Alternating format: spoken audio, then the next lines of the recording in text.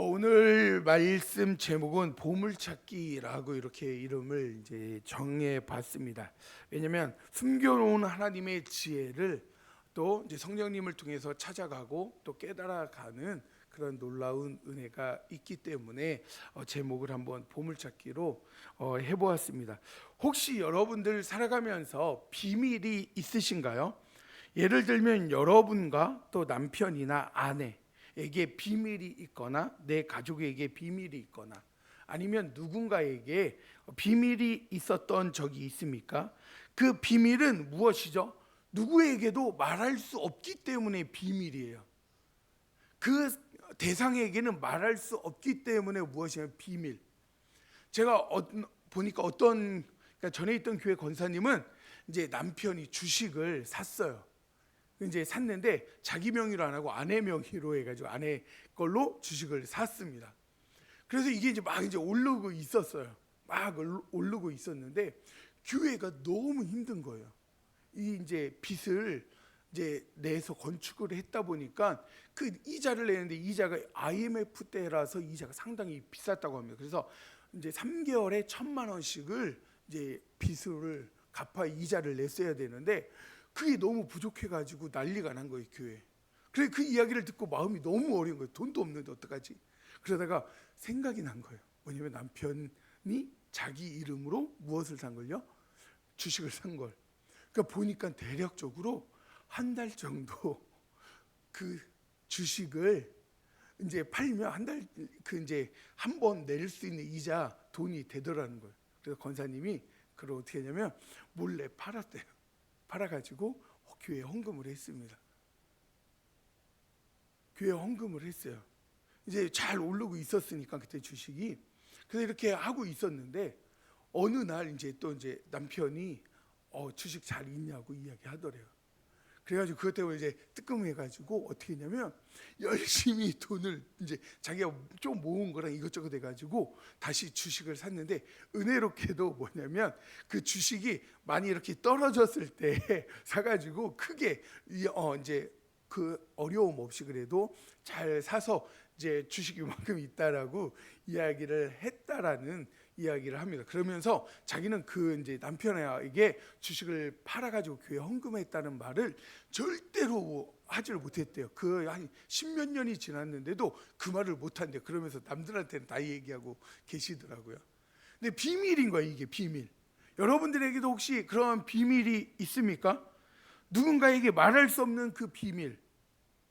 그런데 오늘 말씀에서 보면은 고린도전서 2장 7절에 있는 말씀 제가 읽어드릴게요. 거기 없어가지고 오직 은밀한 가운데 있는 하나님의 지혜를 말하는 것으로서 은밀한 가운데 있는 하나님의 지혜를 말하는데 이게 뭐냐면 비밀의 하나님의 지혜를 말하는 것이에요. 비밀은 뭐냐면 다른 사람에게 이야기하지 않은 것, 알지 못하는 것을 비밀이라고 이야기를 합니다. 이 감추어졌던 것들, 이 비밀의 지혜를 오늘 깨닫는 우리 성도님들이 되시기를 주님의 이름으로 축복합니다. 오늘 말씀에 보면 6절에 그러나로 시작해요. 그러나 앞부분에서 무엇을 이야기하면 지혜에 대해서 이야기하는데 하나님의 지혜와 세상의 지혜가 결합되고 혼합되어지고 세상의 지혜로 판단하다 보니까 교회가 갈라지고 싸우게 되어지고 또 하나님의 뜻과는 정반대의 일들이 이루어진다. 그렇기 때문에 조심해야 된다라고 이야기를 하면서 무엇이면 그렇게 살면 안 되고 그러나라고 하면서 이야기를 합니다. 그래서 그러나로 본문이 시작되는데 그러면서 무엇에 가면 세상의 지혜가 아니라 하나님의 지혜로 시선을 고정시키는 거예요. 세상의 지혜로는 그렇게 분열되고 싸우고 영적인 일이 아닌 것으로 하다 보니까 하나님의 일을 할 때도 문제가 생기지만 그러나 하나님의 일을 할 때 그래서 오늘 6절에서 16절에 우리가 생각해야 될 것이 세 부분으로 나눠져 있습니다. 첫 번째는 무엇이냐면 하나님의 지혜는 무엇인가, 그리고 하나님의 지혜가 뭐가 특별한가에 대한 부분으로 나눠져 있고, 두 번째는 무엇이냐면 하나님은 어떻게 그분의 지혜를 우리에게 알려주셨는가, 그러니까 하나님의 지혜를 하나님께서는 어떻게 우리에게 알려주셨냐라고 이제 말씀을 하고 있습니다. 그리고 세 번째는 뭐냐면 누가 하나님의 지혜를 알고 그것을 따라 살 수 있냐? 하나님의 지혜를 알게 했다라면 그 지혜를 따라가면서 살아가는 자가 누구냐에 대해서 설명하는 것이 오늘 이 6절에서 16절에 있는 말씀입니다. 그렇다면 하나님의 지혜의 특징이 무엇인가 한번 볼까요? 6절에 있는 말씀을 우리 다시 한번 읽어볼까요? 6절 말씀을 다시 한번 읽겠습니다. 시작.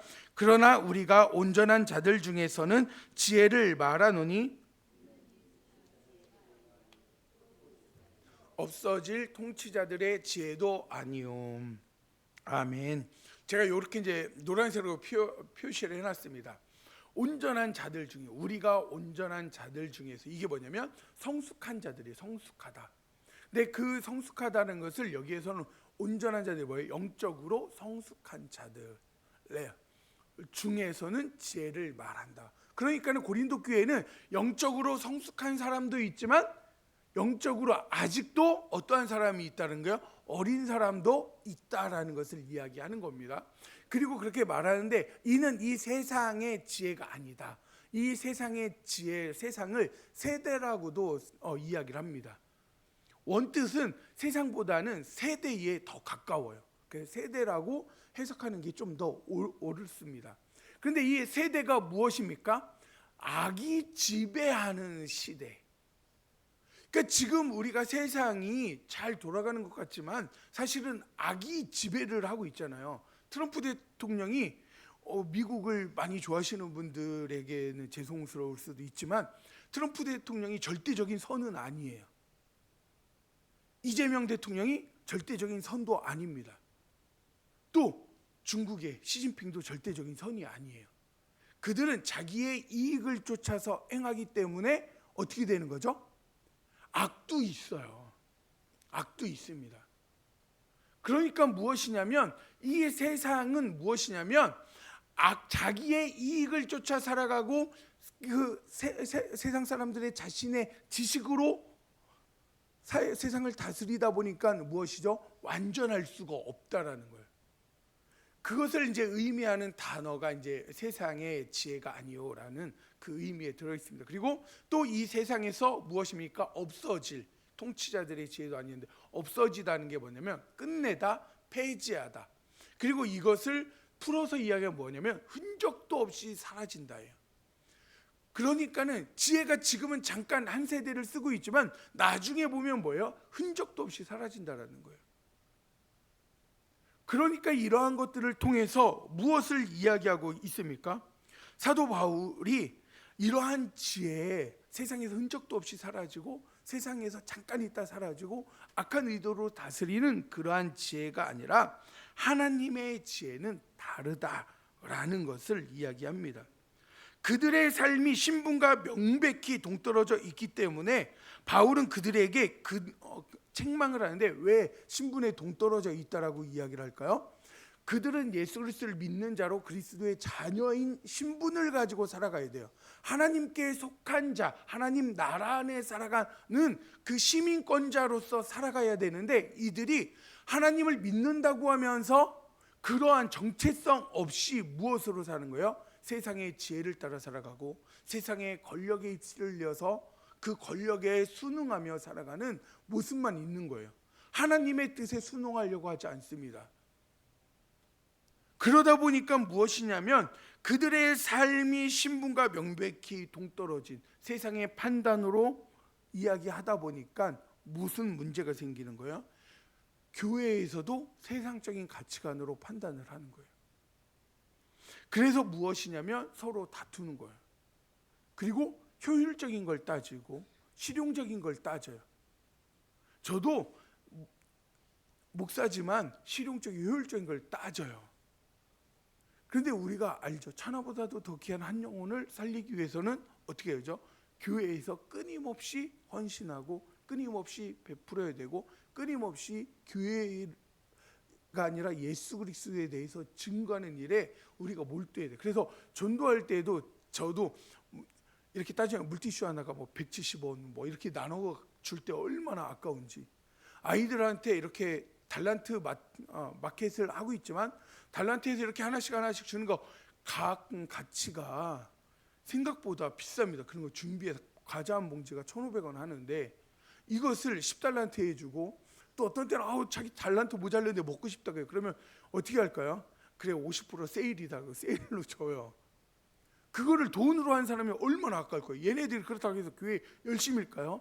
아니요. 뭐 준다, 뭐 먹인다, 뭐 선물 준다 하면 그때 반짝여서 열심히 나오고, 그렇지 않은 경우들이 참 많이 있습니다. 그럼에도 교회가 이렇게 투자하고 또 계속 끊임없이 그들에게 베풀어야 될 이유는 무엇이죠? 교회는 그러한 실용적인 것이나 아니면 투자 대비 얼만큼 우리에게 들어오느냐라는 것을 따지는 곳이 아니에요. 여기는 무엇이냐면 한 영혼을 살리기 위해 교회 전체를 내어놓는 그러한 삶을 살아내야 되는 곳입니다. 그런데 세상 사람들이 그렇게 살아가지 않는, 교회가 그렇게 살아가지 않는다는 거예요. 세상 사람들처럼 1,000원을 투자했으면 1,100원이라도 벌어야지, 10,000원을 투자했으면 20,000원 벌어야지 라는 계산으로 가고 있다라는 거예요. 그렇기 때문에 하나님의 지혜는 다른 어떠한 것보다도 특성이 다르다는 거예요. 세상적인 지혜와 다르다는 것을 사도 바울은 이야기합니다. 그 첫 번째가 무엇이냐면 이 세상의 지혜와 그 성격이 다릅니다. 6절에 있는 말씀을 우리가 읽었던 것처럼 이 세상의 지혜가 아니요 또 이 세상에서 없어질 통치자들의 지혜도 아니다. 모든 지혜는 하나님의 지혜라는 말이 있습니다. 사실은 세상에서 이야기하는 그 지혜들도, 세상적인 것들도 다 어디에서 나오는 거죠? 사실은 하나님께로부터 나왔어요. 그런데 그것은 무엇이냐면 하나님의 지혜는 믿지 않는 자들 가운데에서도 널리 발견되고 통용됩니다. 공식이나 이론이나 법칙이나 원칙이나 이러한 것들은 뭐죠? 하나님의 지혜로부터 시작이 되었어요. 별이 운행하는 것들, 지구가 자전하는 것들, 이 모든 것들은 다 무엇이죠? 하나님의 법칙 안에서 나온 이론들이죠. 그렇게 이야기할 수 있지만, 그렇지만 세상의 지혜는 무엇이냐면 항상 하나님을 바르게 알 수 없다라는 것을 이야기하는 거예요. 여기에서 항상 하나님의 일을 하는 데에 올바르게 순종할 수 없다는 거예요. 세상의 지혜로는 하나님을 거스르고 하나님의 뜻과 정반대인 경우들이 많이 있다는. 그래서 뭐냐면 세상의 지혜로는 하나님을 알지 못하고 하나님의 그 지혜를 깨달을 수 없다라고 이야기를 하는 것입니다. 아무리 대단한 사람의 지혜도 이 땅에서는 잠시 이용될 뿐 곧 폐기된다라고 6절에 말씀하는, 그래서 폐기된다 이야기하는 겁니다. 그리고 두 번째로 무엇이냐면 하나님의 지혜는 은밀한 가운데에 있는 감추어져 있다라는 것을 우리는 알아야 됩니다. 7절에 있는 말씀을 한번 볼까요? 7절 말씀 함께 읽겠습니다. 시작. 오직 은밀한 가운데 있는 하나님의 지혜를 말하는 것으로서 곧 감추어져 있던 것인데 하나님이 우리 만세전에 미리 정하신 것이라. 아멘. 여기서 보면 감추어졌던 것 뭐냐면, 이게 감추어졌던 게 뭐냐면 숨기다. 숨겼는데 이것이 뭐냐면 하나님의 보여주심이 선행되어야 알 수 있는 계시.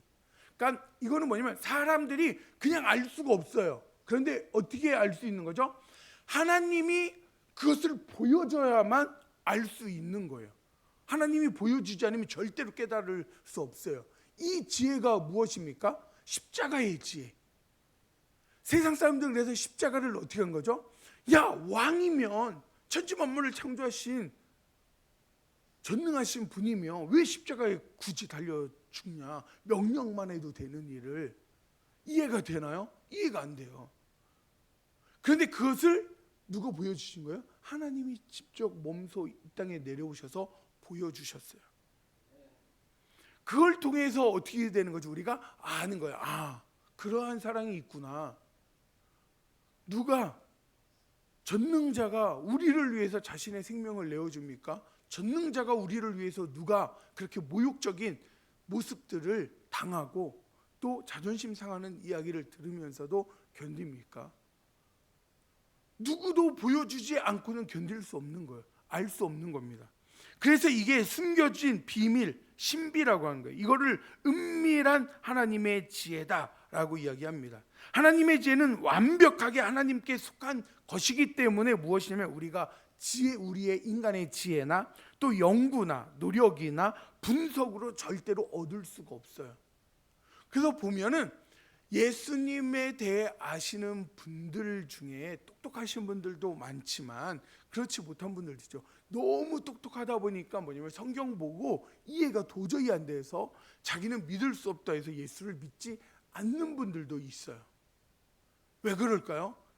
하나님의 그 지혜를 누리지 못하고 깨닫지 못해요. 왜냐하면 하나님이 함께 하시지 않으면 절대로 그것을 발견할 수 없다라는 거예요. 그래서 하나님께서 어떻게 한 거예요? 보물찾기처럼 숨겨놓으셨어요. 그리고 그것을 발견한 사람만이 무엇을 하는 거죠? 기뻐 뛰며 춤을 추고 내 전 재산을 걸며 그것을 위해서 달려가는 것입니다. 그리고 이 감췄던 것을 어떻게 한다고 합니까? 하나님께서 만세전에 미리 정하신 것이래요. 만세전에. 7절에 만세전이 무엇입니까? 땅이 생기기 전, 상고로부터, 또 다른 말로는 창세전부터 영원 전에 미리 어떻게 하신 거예요? 정하신 거래요. 그 정한 게 뭐예요? 십자가예요. 십자가. 그 정한 것이 무엇입니까? 우리를 자녀 삼으실 계획을 하신 것. 그러니까 우리는 성경을 보면서 착각할 때가 있습니다. 무엇이죠? 아담과 하와가 타락해가지고 그때 하나님께서 계획을 세우셨어 라고 생각하면 절대로 안 돼요. 그 전부터 인간이 어떻게 해요? 타락하실 줄도 알았지만 그럼에도 불구하고 하나님께서 우리에게 무엇을 주신 거예요? 자유의지를 준 겁니다. 그러니까 창조하시기 전부터도 알고 계셨지만 하나님은 그것을 통해서 무슨 계획을 세운 거예요? 우리를 선택하시고 우리를 하나님의 자녀로 삼아서 영원토록 우리와 함께 하시기 위해서.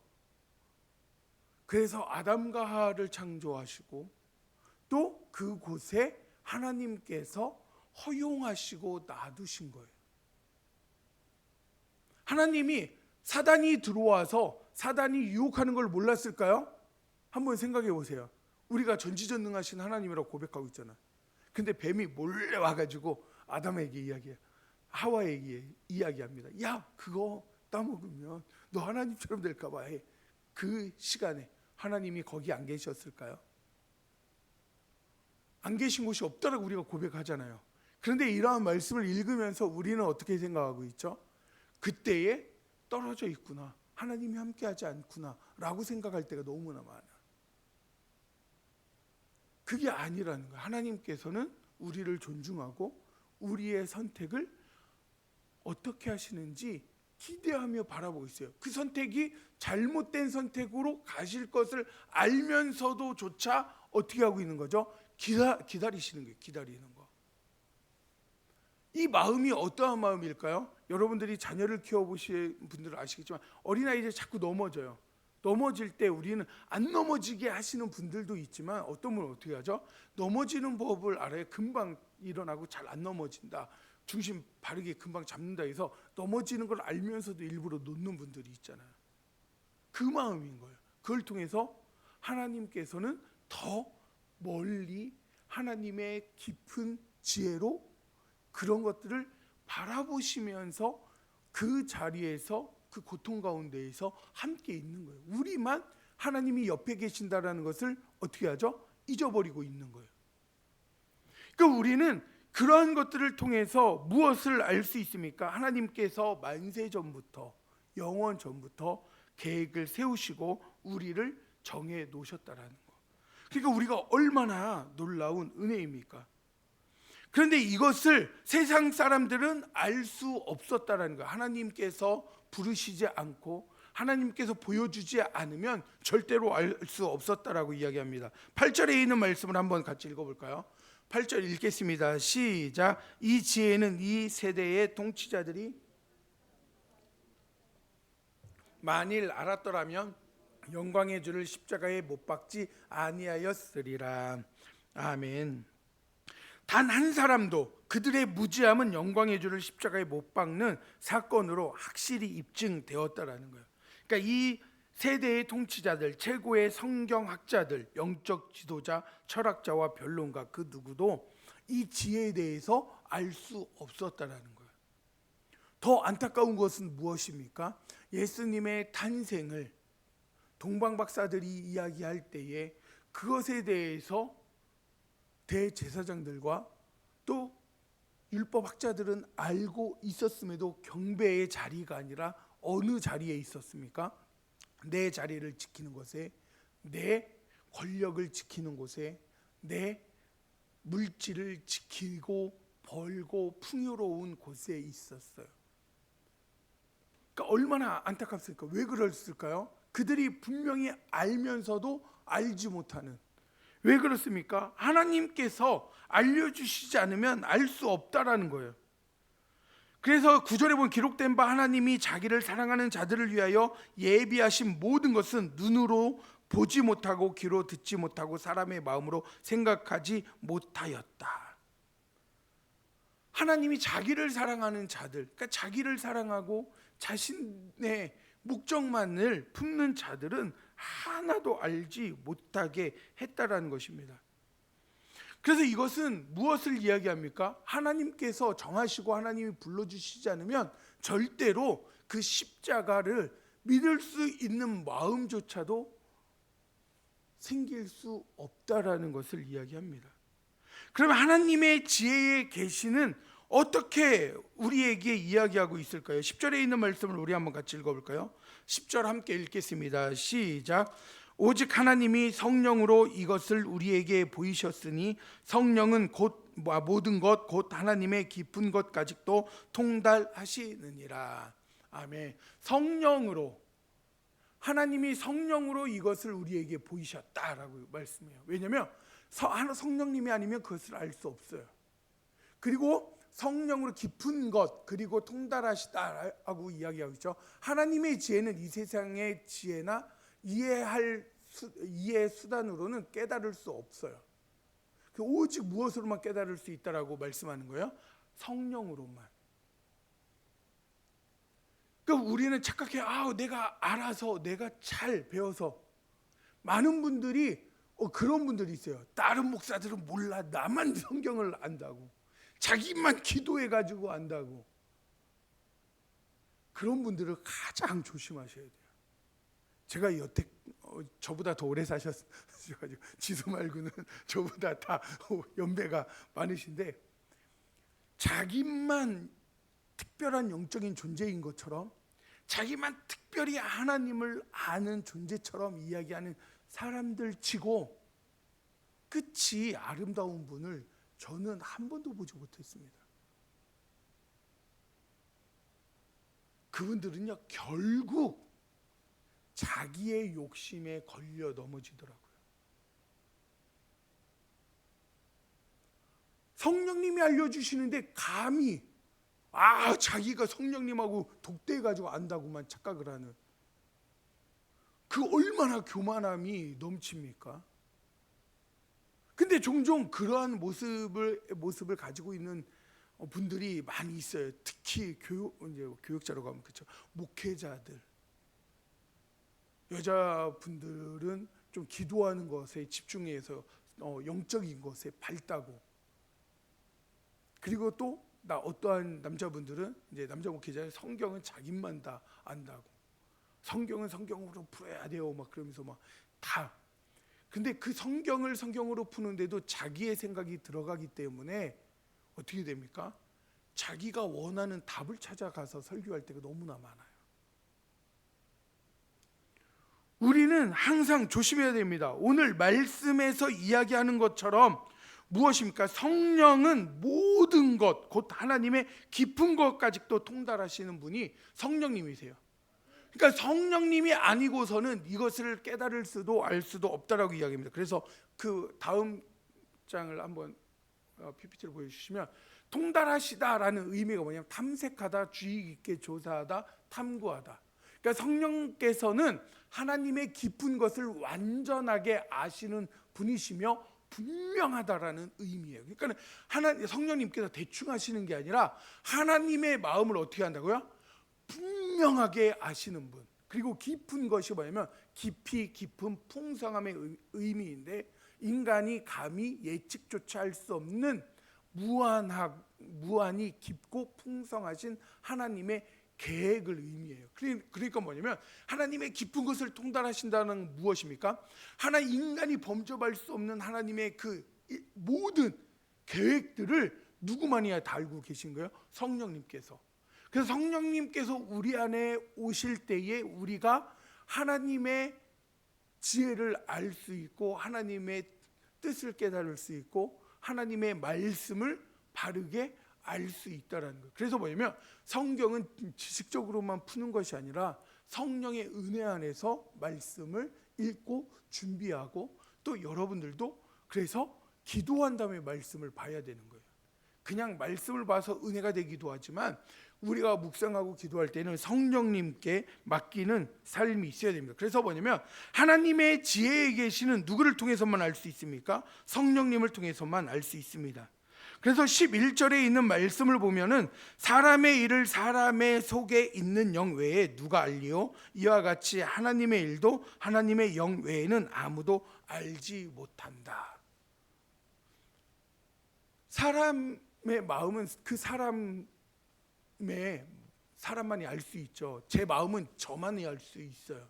그런 것처럼 하나님의 뜻은 성령님 외에는 알 수 없음을 우리는 말씀을 통해서 기억해야 됩니다.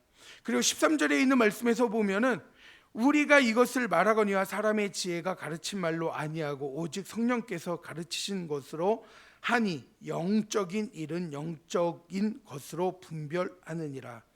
영적인 것은 영적인 것으로 분별하다라고 이야기해요.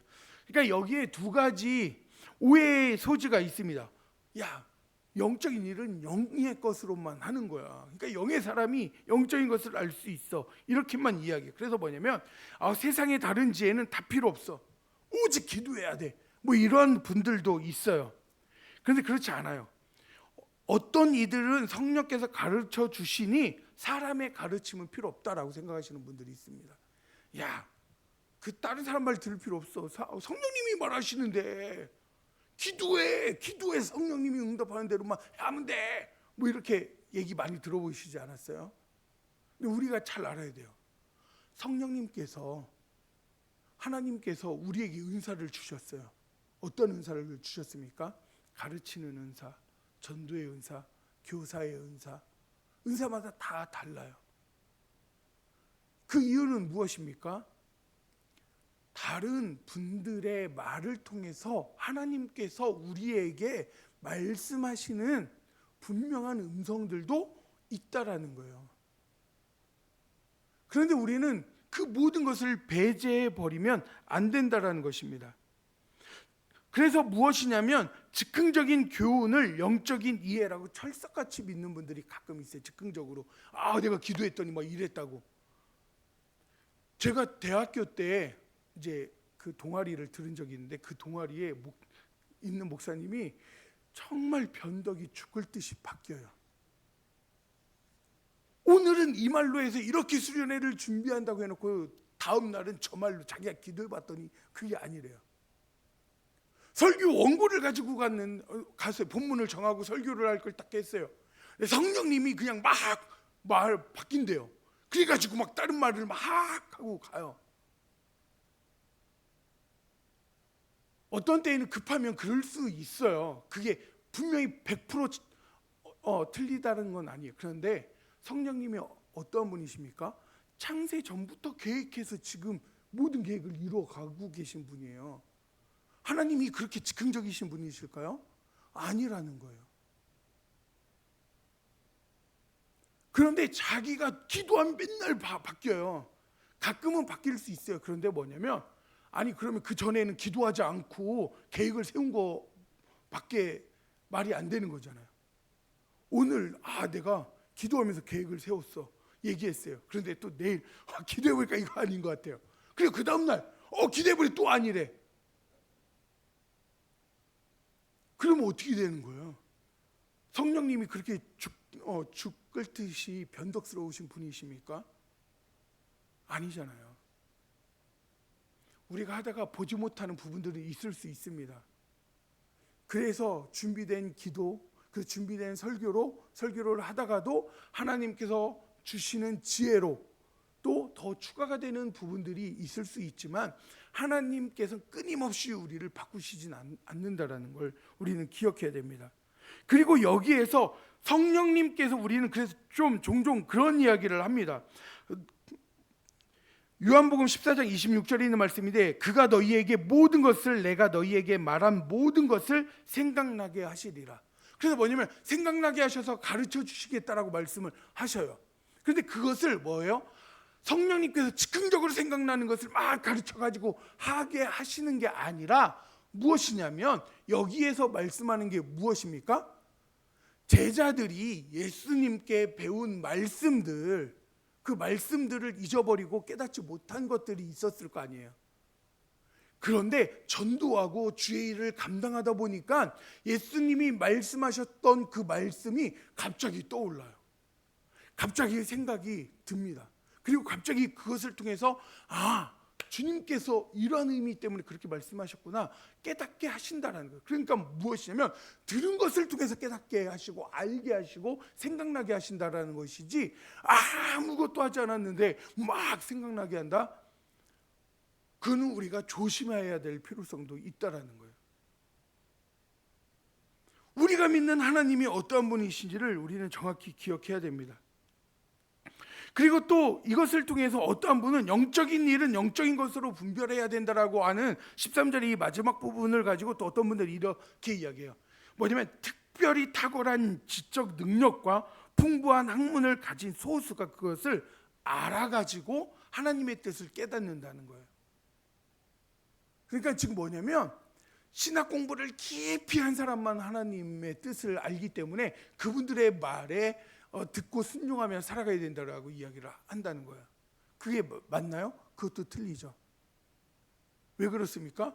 여러분들 아시잖아요. 기도하다 보면 하나님이 주신 그 마음, 그리고 기도하다 보면 생각난 그 말씀을 붙들고 나아가다 보면 하나님께서 주신 은혜를 우리가 알게 되어져요. 체험하게 되어집니다.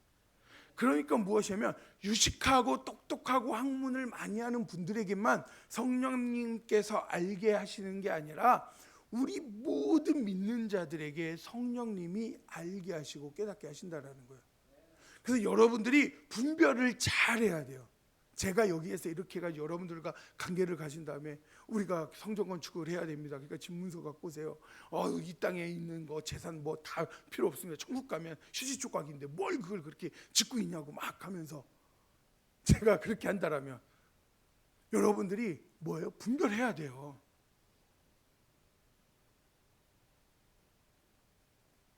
우리가 각자에게 성령님께서 부르시고 성령님께서 임재해 계십니다. 그래서 뭐냐면 제가 이렇게 교회가 좀 너무 어렵네요. 우리 함께 기도합시다. 이렇게만 말했는데도 어떤 분 내가 집 두 채 있는데 한 채 자꾸 하나님께서 갖다 바치라고 하네. 뭐 이렇게는 갈 수 있어요. 갈 수 있다라는 거지 꼭 그러라고 하는 건 아닙니다. 절대로 그러지는 마세요. 그런데 뭐냐면 그럴 수는 있지만 목회자가 그렇게 한다고 할 때 여러분들이 기도하면서 판단해야 돼요. 그게 올바른 건지 아니면 잘못된 건지. 그런 거를 분별하지 않고 무조건 목사님이 그러면서 막 듣고 순종하다 보면 어떻게 되죠? 교회도 망가지지만 여러분들도 망가져요. 신앙이 무너집니다. 그래서 우리는 항상 뭐냐면 말씀을 듣고 여러분들이 고민하고 그 말씀을 계속 그래서 어떻게 하라는 거예요? 되새김질하라고요. 여러분들이 그 말씀을 되새김질하면서 이것이 정말 참이구나 라는 것을 알아야 돼요. 그렇구나, 하나님의 뜻이 맞구나, 이것을 여러분들이 상고해서 깨달아야 된다는 겁니다. 그렇지 않으면 우리는 세상의 지혜에 그리고 사람들의 그 뜻에 휘둘려서 하나님의 지혜를 바르게 보지 못할 수도 있다라는 것들을 알아야 합니다. 그래서 사람들이 영적인 일은 영적인 것으로 분별하는 일이라 이걸 가지고 영적인 것으로만 너무 강조하지만 사실은 그 영적인 것은 무엇입니까? 하나님의 은혜 속에서 성령님이 알려주시는 방법으로. 그리고 이것은 누구만이 알 수 있는 거예요? 영적인 거니까 누가 아는 거죠? 성령님이 하시는 거예요. 여러분 집안에 그리고 여러분들의 삶의 영적인 것은 제가 완전히 다 알 수 있나요? 아니요. 제가 옆에서 말씀을 전하고 그 조언을 통해서 하나님께서 역사하실 수 있습니다. 그러나 가장 중요한 것은 무엇입니까? 성령님의 준비되심과 그 인도하심이에요. 그러니까 여러분들 저에게 이야기를 들었다고 해서 100% 믿는 것이 아니라 그걸 가지고 여러분들이 기도할 때 성령님께서 역사하시는 거예요. 그렇다면 그래서 우리가 이것을 가지고 우리가 적용하는 것이 무엇입니까? 육신에 속한 사람들은 하나님의 성령의 일을 받아들이지 않는다라는 거예요. 받다라는 의미가 뭐냐면 받아들이다, 영접하다, 수용하다. 그런데 뭐냐면 14절에 있는 말씀을 우리가 한번 같이 읽어볼까요? 14절 함께 읽겠습니다. 시작. 육에 속한 사람은 하나님의 성령의 일을 받아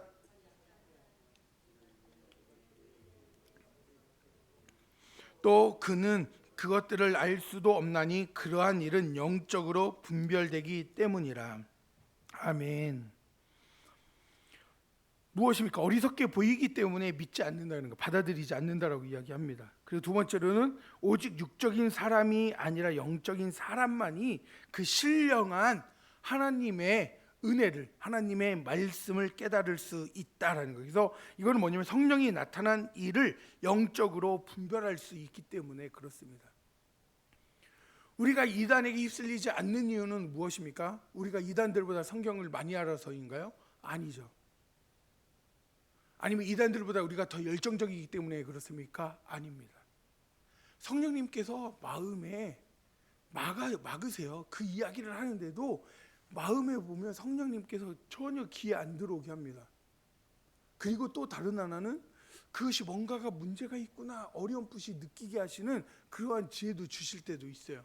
말씀을 통해서 분명하게 알게도 하시지만 또 한편으로는 그 어려운 마음도 주셔요.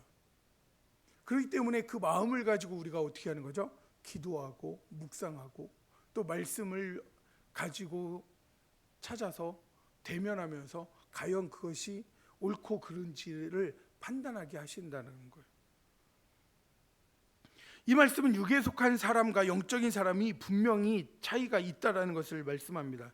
육적인 사람은 성령의 가르침의 참 의미와 가치를 알지 못하며 어리석게 여겨요. 그래서 결국 그 가르침을 거부하고 자신이 원하는 대로 삽니다. 영적인 사람은 성령이 나타나는 하나님의 지혜의 가치와 아름다움을 영적으로 알아보고 기쁨으로 받아들여요. 그래서 영적인 사람들은 뭐죠? 수요일날 예배 오세요. 주일날 예배 오세요. 금요일 예배 오세요. 얘기할 때 정말 내가 바쁜 일이 있고 또 마음에 귀찮음이 있어요. 좀 쉬고 싶은데 그럼에도 기쁨으로 나아가는 것. 새벽에 남들이 새벽기도 오는 거 다 안 알아줄 수도 있어요. 그럼에도 남을 보지 않고 오는 그 걸음걸음은 다 무엇입니까? 하나님을 향한 그 기쁨이 있기 때문에 그렇습니다. 하나님이 주시는 그 은혜를 생각하기 때문에 그 어려움 속에서 올 때의 그 기쁨 속으로 더 한 걸음씩 신앙의 선택을 하며 나아갑니다. 그 안에 성령께서 살아계시다라는 증거예요. 그것이 신령한 자는 그리스도의 마음을 가진다라는 것입니다. 그래서 16절에 있는 말씀을 한번 우리 같이 읽어볼까요? 본문에 있는 16절 함께 읽겠습니다. 시작. 누가 주의 마음을 알아서 주를 가르치겠느냐? 그러나 우리가 그리스도의 마음을 가졌느니라. 아멘. 성령께서 그 안에 계시기 때문에 그리스도의 마음, 곧 그분이 누구인지 무슨 일을 하셨는지 또 나아가 그분이 기뻐하시는 뜻과 옳고 그름을 판단하는 기준을 기쁨으로 받아들이는 것. 그것이 바로 16절 우리가 그리스도의 마음을 가졌다라는 것입니다. 세상 사람이나 세상에서 뛰어남을 자랑하는 이들은 판단에 자신들의 지식이나 자신들의 판단에 의지합니다. 그러나 자기는 아무것도 판단할 수 없는 자임을 알지 못하는 경우가 모든 거예요. 그러니까 하나님에 대해서 알지 못하고 깨닫지 못합니다. 오직 누구를 통해서만 알 수 있습니까? 하나님을 통해서만. 그러니까 우리가 하나님을 믿고 하나님 앞에 나아갔다는 것은 무엇입니까? 하나님께서 우리를 사랑하시고 우리 안에 성령을 주시고 성령을 통해서 세상의 지혜가 아니라 하나님의 지혜를 구하고 그 지혜를 깨닫게 하시고 그 지혜를 통해서 우리의 삶이 하나님의 뜻을 따라 살아가는 삶으로 끌어가신다라는 것을 말씀하고 있습니다. 그렇기 때문에 우리는 이러한 고백을 해야 합니다. 로마서 11장 33절에 있는 말씀인데 우리 한번 같이 읽어볼까요? 로마서 11장 33절에 있는 말씀 함께 읽겠습니다. 시작. 깊도다 하나님의 지혜와 지식의 풍성하며 그의 판단은 헤아리지 못할 것이며 그의 길은 찾지 못할 것이로다. 아멘. 그리고 이 말씀도 있습니다. 시편 119편 97절 말씀 함께 읽겠습니다. 시작. 내가 주의 법을 어찌 그리 사랑하는지요 내가 그것을 종일 작은 목소리로 읊조리나이다. 아멘. 읊조린다라는 게 뭐죠? 중얼중얼 거린다라는 거예요. 중얼중얼 무엇을요? 주님의 법, 하나님의 말씀을. 그리고 또 다른 것은 하나님을 찬양하고 또 다른 것으로 중얼중얼하는 게 무엇입니까? 기도하는 거. 내가 주의 법을 어찌 그리 사랑하는지, 주님을 얼마나 그렇게 사랑하는지 내가 맨날 주님에 대해서 기도하면서 중얼중얼하고 찬양하면서 소리내서 이야기하고 말씀을 읽고. 성령의 가르침을 받은 자는 하나님의 지혜 앞에서 이렇게 고백할 수밖에 없습니다. 내가 주의 법을 어찌 그리 사랑하는지요 내가 그것을 종일 작은 목소리로 읊조리나이다. 교회는 육에 속한 사람이 아니라 영적인 사람의 모임입니다. 분열은 영적인 사람이 육에 속한 사람처럼 생각하고 판단할 때 일어나요. 우리는 영적인 사람인데 자꾸 세상적인 판단을 할 때 분열이 생깁니다. 문제가 생겨요. 제가 지난주에도 이야기했지만 우리 한 분 한 분이 다 소중한 분이에요. 연약하게 보여도 우리가 볼 때 가치 없는 사람처럼 생각이 드는 분들이 가끔 있어도 그분 한 분 한 분을 누구는요? 하나님은 너무 사랑하신다라는 것. 그리고 그분들을 섬길 때에 하나님의 은혜가 넘쳐납니다. 분쟁의 문제를 해결하고 예방하려면 우리 모두 영적인 사람으로서 영적인 것, 즉 하나님의 지혜를 가지고 같은 분별을 해야 돼요. 같은 분별이 무엇입니까? 하나님의 말씀을 똑같이 가지고 그것을 통해서 기준을 삼고 분별해야 한다는 겁니다. 그러기에 올 2026년도를 우리가 살아가면서 하나님의 뜻을 잘 분별하시고 하나님이 기뻐하시는 그 일을 우리가 최선을 다해 선택하며 그것을 통해 더 놀라운 하나님의 큰 은혜들을 누리시는 귀한 성도님들이 되시기를 주님의 이름으로 축복합니다. 말씀을 가지고 침묵으로 기도하겠습니다.